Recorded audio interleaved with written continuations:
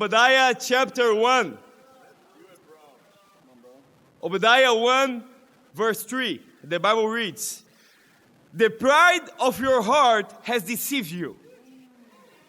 You who live in the clefts of the rocks and make your home on the heights, you who say to yourself, who can bring me down to the ground?" You know, the prideful heart thinks there is no consequences of your pride. The battle for humility. You know, pride has two faces. Arrogance and insecurity. Arrogance, seeing yourself more than you should. And insecurity, seeing yourself less than you should. When you have no idea, when you do not see yourself the way God sees you, the deceit of your heart, the pride of your heart has deceived you. You know, when I think about humility, I think about confidence. Because a humble heart sees themselves the way God sees you, and then that's the place that you take your confidence in. You know, in Mexico, I had the privilege of knowing a young man named Tony. It's a very popular name in Mexico, Tony.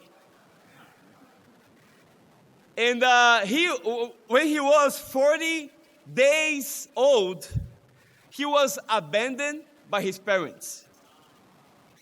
He needed to be fed with breast milk from other pregnant women so that he could survive. Over time, he was adopted. He started working on the streets at 11 years old.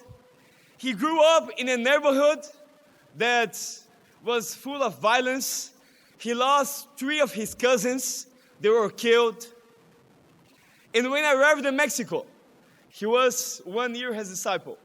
And when I saw this brother, he called me attention because he was the joyful brother in the church. He started to work in the kitchen to 8 a.m. to 7 p.m. Sorry, to 8 p.m. to 6 a.m. And then he just go to your house to have 4 hours to sleep, and then he went going to the college to share his faith. And this was the week of Tony. And I was, brother, why do you work so hard? I want to understand more about your convictions. And he says, bro, I learned to see myself the way God sees me. And this was super impactful for me, because his story is a story of abandonment. It's a story of rejection and humiliation. He has all the reasons to be insecure or to be arrogant.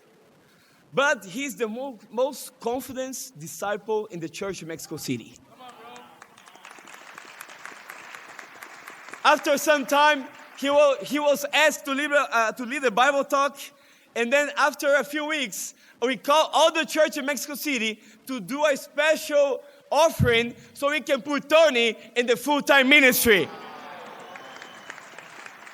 And now he's leading the singles ministry in the church in Mexico alongside his girlfriend. You know, it's very interesting.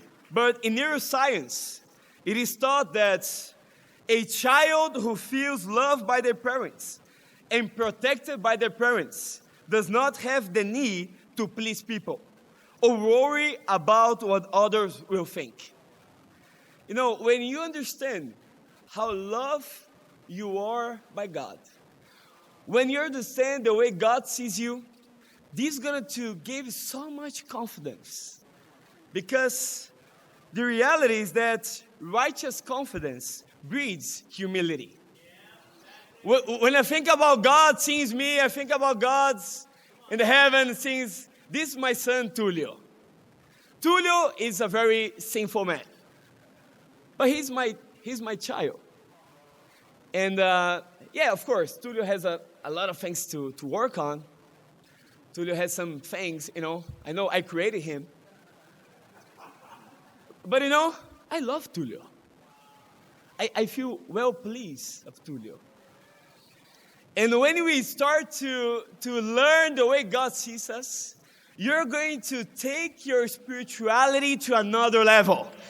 You're going to be free of the deceit of being pride. Because you're in the battle, I'm the battle for humility. I just have one simple challenge for you. This challenge just transformed my life. Start to study in the Bible all the attributes and ways in which God refers to human being. And that is going to give you the power to win the battle for humility. To God be all the glory. New generation, we are the new generation.